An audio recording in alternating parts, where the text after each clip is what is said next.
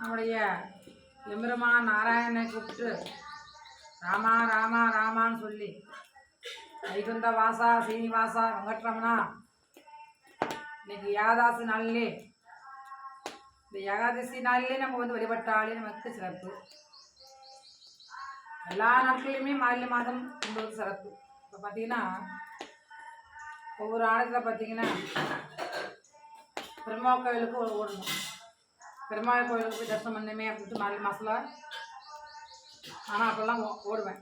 நான் அதிகாலையில் இருந்துச்சு பிரம்மத்தில் இருந்துச்சு மார்கழி மாதத்தில் பார்த்தீங்கன்னா குளிச்சுட்டு இந்த கோயில் கட்டாததுக்கு முன்பு சொல்கிறேன். இந்த கோயில் கட்டாததுக்கு முன்பு பார்த்தீங்கன்னா மாரியம்மன் கோயிலுக்கும் போகிறது, விநாயகர் கோயிலுக்கும் ஓடுறது, சிவன் கோயிலுக்கும் ஓடுறது, ஆஞ்சநேயர் கோயிலுக்கும் ஓடுறது. அப்படியே கோயில் கோயிலாக நாங்கள் சுற்றிட்டு வருவோம். பார்த்தீங்கன்னா விடியால 3 மணிலேருந்து அந்த 6 மணி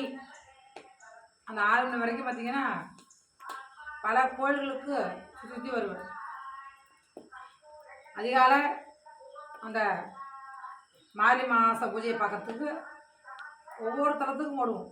இங்கே பெருமாள் கோயில் இருக்கும், அங்கே சிவன் கோயில் இருக்கும், அங்கே மாரியம்மன் கோயில் இருக்கும், அங்கே காளியர் கோயில் இருக்கும், ஓடுவோம். ஆஞ்சநேயர் கோயில் இருக்கும், ஓடுவோம்.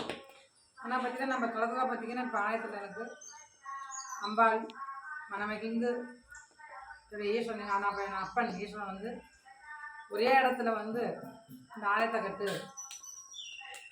அப்படின்னு சொல்லி உத்தரவு போட்டாங்க. இன்னைக்கு பார்த்திங்கன்னா பெருமாள், மகாலட்சுமி, ஆனாயி பெண்ணாயி அர்த்தநாரீஸ்வரர், சரஸ்வதி பிரம்மா, சூழ்னி துர்கா, அம்மா பெரியநாயகி, மலையனூர் அங்காள பரமேஸ்வரி, முருகன், ஐயப்பன், ஆஞ்சநேயர், சப்த கன்னிமார்கள், அஷ்ட பைரவர்கள், இத்தனை தெய்வங்களையும் ஒரே இடத்துல ஒரே கோயிலில் ஒரே இடத்துல இந்த மார்கழி மாதத்தில் தரிசனம் பண்ணலாம். அங்கேயும் ஓட தேவையில்லை. ஒரு மனது கொண்டு நம்ம நின்றபடியே எல்லா தெய்வங்களையும் நம்ம சுற்றி பார்த்தாலே நமக்கு எல்லா தெய்வங்களும் நமக்கு அவனுடைய பார்வையில் நம்ம இருக்கிறோம். அது மாதிரி இந்த கோயில் கட்டி வச்சோம். அதனால் மார்கழி மாத பூஜை அப்படின்னு பார்த்திங்கன்னா சிறந்த பூஜை. எல்லா கோயிலுக்கும் போக முடியலனாலும் விநாயகர் வழிபாடாவது செய்யணும். விநாயகர் கோயிலுக்கு போய் ஒரு குடம் தண்ணி அபிஷேகம், இல்லை ஒரு சொம்பு தண்ணி அபிஷேகம், அருகம்புல் வைத்து ஒரு தீபம், நல்லெண்ணெய் தீபம் இல்லை ஒரு நெய் தீபம், நம்மளால முடிஞ்ச நல்லெண்ணெய் தீபம் நெய் தீபம் போட்டு வழிபட்டாலே நமக்கு பெரிய ஒரு கதைகளெல்லாம் நிவர்த்தி உங்களோட அலாசி பெறணும் அப்படின்னு சொல்லி இந்த மார்கழி மாதத்தில் ஒவ்வொரு மாதமும் ஒவ்வொரு வருஷம் சொல்கிறாங்க இல்லையா, ஒவ்வொரு ஆண்டும் மார்கழி மாதம் வருது. அப்போ ஓடுறோம். எதுக்கு ஓடுறோம்? விநாயகரமான ஆலயம் எங்கே இருக்குதோ போய் அருள் வச்சு ஒரு அபிஷேகத்தை பண்ணலாம். பால் அபிஷேகம்லாம் போதும், தண்ணீர் அபிஷேகம் பண்ணாலே போதும்.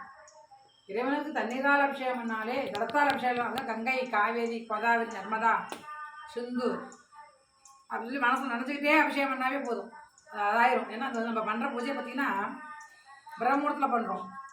நம்மளை விட பாருங்கள், சூரிய ஒளி பட்டாலே தேங்க் தண்ணியாக இருக்கட்டும், எந்த தண்ணியாக இருக்கட்டும், சூரிய ஒளி பட்டாலே அந்த தண்ணியில் வந்து ஒரு பவர் இருக்காகும். அதே அதிகாலையில் நம்ம குளிக்கிற தண்ணியில் வந்து ஒரு விசேஷம் இருக்குது தெரியுங்களா?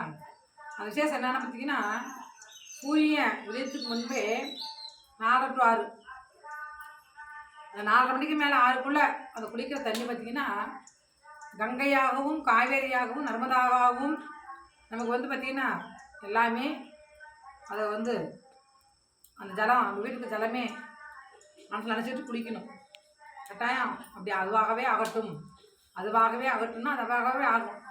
நம்ம நல்லதே நினச்சி விதைச்சாலே நல்லதே நடக்கும்.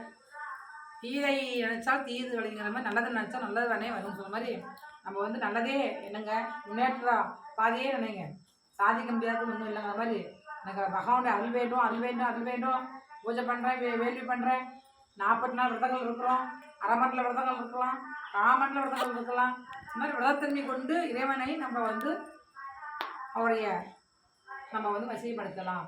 அன்பால் வசியப்படுத்தணும். மை மந்திரம் வச்செல்லாம் வசியப்படுத்தக்கூடாது.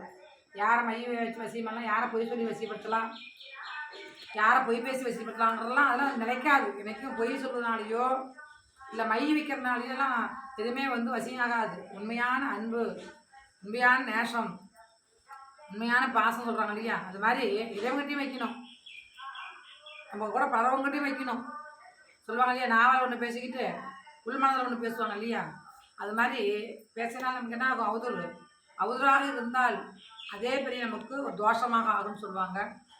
எந்த ஒரு தோஷமும் இல்லாமல் வளர்வதற்கு மனித குலம் இந்த பிறவை எடுத்துக்கிறோம். ஏன் மனித பிறவை எடுத்துக்கிறோம்? நமக்கு நாமளே வேள்வி பூஜை பண்ணுறோம், நம்ம தோஷம் நிவர்த்தி ஆகணும், கோயிலாக போகிறோம், பாவமெல்லாம் நீங்கணும், சாமெல்லாம் நீங்கணும். ஏன்னா மிருகங்களோ பறவைகளெல்லாம் போகாது, மனிதன் மட்டும்தான். மறப்போம், மன்னிப்போம், கோவப்பட்டே இருக்கக்கூடாது, எதிரியாகவே நினைக்கக்கூடாது. இன்னைக்கு பேசாதவங்க நாளைக்கு பேசிக்கணும், இதுதான் மனித இயல்பு. மறப்போம், மன்னிக்கணும் அவங்க மாதிரி, இல்லைன்னா திருந்தணும். ஒரே மாதிரியா குணங்களோட இருக்கக்கூடாது, நம்ம குணங்கள் மாற்றணும், நல்ல குணமாக மாற்றிக்கணும். பிடிவாத குணம் இருக்குது, முன்கோபம் இருக்குது, வைராக்கியம் இருக்குது அப்படின்னு சொல்கிற மாதிரி வைராக்கியம் எதில் இருக்கணும், சம்பாதிக்கிற இருக்கணும், 4 பேருக்கு செய்கிறதில் வைராக்கியங்கள் இருக்கணும், நல்ல காரியங்கள் செய்வதற்கு வைராக்கியம் வைக்கணும், நல்லதையே பேசுவதற்கு வைராக்கியம் வச்சுருக்கணும். இன்னுங்களா? அப்போ வைராக்கியங்கிறது எதில், நல்ல விஷயமான இதில் வந்து வைராக்கியம் வச்சா பரவாயில்ல, வாழ்க்கை நான் முன்னேறணும் வைராக்கியமாக இருக்குது. ஆனால் சில அழிக்கணும் வைராக்கியம், ஒரு குடும்பத்தை கெடுக்கணும்னு வைராக்கியம். சில பேர் என்ன பண்ணுவாங்க, பொய் சொல்லியே ஒரு குடும்பத்தை அழிக்கணும் ஒரு வைராக்கியம். இது மாதிரி வைராக்கியங்கள் வந்து வாழ்க்கையில் வந்து குடும்பத்துக்கு வந்து நல்லதை நம்ம சேர்த்துக்க மாட்டோம். நம்மளோட வம்சத்துக்கு என்ன செஞ்சோமோ சொல்லுவாங்க ஒரு விஷயம், என்ன போனதில் என்ன பண்ணாமல் இந்த நிமிஷம் நம்ம வந்து மனிதா பிறத்தில் ஒரு தூரம் கஷ்டப்படுறோம். நம்ம எல்லாருமே சில வகையில் சில பேர் கஷ்டப்பட்டு தான் இருக்கிறோம். யாருமே பாருங்க சொல்லுங்க பார்க்கலாம், நான் வந்து ஒரு வகையில் எல்லாம் நடக்குன்னு சொல்ல பார்க்கலாம். ஒரு விதமாக நான் கஷ்டப்படுறேன், ஏதோ ஒரு வகையில் பணம் கஷ்டப்படுறேன், இல்லை நான் மன கஷ்டப்படுறேன். பணம் உள்ளவன் மனசால் கஷ்டம் புரியுதுங்களா? இதே ஒரு வகையில் கஷ்டங்கள் பட்டு தான் ஆகணும், எரிச்சல் போட்டு தான் ஆகணும். ஒவ்வொருத்தருக்கும் எரிச்சல் போட்டு தான் ஆகணும். 1000 சம்பாதிக்கிறவங்க லட்சம் சம்பாதிக்கணும்னு ஆசை, லட்சம் சம்பாதிக்கிறவங்க வந்து கோடி ரூபா சம்பாதிக்கணும்னு ஆசை. அப்போ ஆசைகள் ஒரு மனிதனுக்கா இருக்குது இல்லையா? அப்போ எதுவுமே இல்லைன்னு சொல்கிறதுக்கு இல்லை. அப்போ உலகத்தில் பார்த்தீங்கன்னா ஒன்றை நோக்கி நம்ம ஓடிட்டே இருக்கிறோம், எதையாவது நோக்கி ஓடுறோம். வாழ்க்கையில் முன்னேறணும், லட்சியமே ஆகணும், ஆசாதிக்கணும் விவசாயிக்குன்னு அது மாதிரி சாதிச்சு நம்ம செல்வாக்காக இருக்கணும், நம்ம குடும்பத்தையும் காப்பாற்றணும், நம்ம சுற்றி உள்ளவங்களையும் 10 ரூபா கிட்ட இருந்தால் தரலாம், கொடுக்கலாம். அந்தளவுக்கு நம்ம செல்வாக்காக இருக்கும். பகவான்கிட்ட கேட்கணும், உதவி செய்கிறேன், 4 பேருக்கு நான் உதவி செய்யணும், 4 பேருக்கு அன்னதானம் போடணும், 4 பேருக்கு நான் உதவி செய்யணும், எனக்கு வேண்டியதை என் குடும்பத்துக்கு நான் செய்யணும், என் குழந்தைகளுக்கெல்லாம் செய்யணும் பகவான்னு சொல்லி அது நல்லதுதான். நீங்கள் அதை வந்து சிறப்பானதாக இருக்கும். அந்த காசு செல்வாக்கு செல்வாம்பிகை நம்ம இல்லத்தில் வந்து தங்குவா, லக்ஷ்மி தங்கும். அதனால் நான் வேண்டிக்கிறேன், எல்லாரும் இன்பமற்று வாழ. எம்பெருமான் இன்னைக்கு வைகுண்ட ஏகாதசி நன்னாளில் வந்து பகவானுடைய அருளாசி உங்களுக்கு எல்லாமே கிட்டணும். என் தாய் பிரத்யங்காதேவியுடைய அதரவணகாளி பிரத்யங்காதேவி நரகரூபின்னு சொல்லுவாங்க, அவளுடைய அருளாசி உங்களுக்கெல்லாம் பெறணும்னு சொல்லி எம்பெருமான் நாராயணமூர்த்தியை இன்னைக்கு ஏகாதசி நாளில் வழிபடுறது மட்டும் இல்லை, இந்த 10 நாள், இந்த 10 நாளுமே சிறப்பாக சொர்க்கவாசலில் போயிட்டு வரலாம். எல்லா பசங்களும் போய் சிவன் கோயில், பெருமாள் கோயில் சொல்லுவாங்க இல்லையா, பெருமாள் கோயிலில் போய் அவங்க ஊரில் பெருமாள் கோயில் இருக்கும், அந்த சொர்க்கவாசல் வழிபாடு அப்படின்னு சொல்லி வடக்கு வாசல் திறப்பாங்க. அந்த வாசலில் நம்ம புகுந்து போகலாம் வரலாம். அதை வந்து இந்த ஸ்ரீரங்கநாதர் சொல்லுவாங்க இல்லையா, அந்த மாதிரி வழிபாடுகள் இல்லை அந்தந்த ஊரில் இருக்கிற பெருமாளை தரிசனம் பண்ணுங்க. ஓம் சக்தி.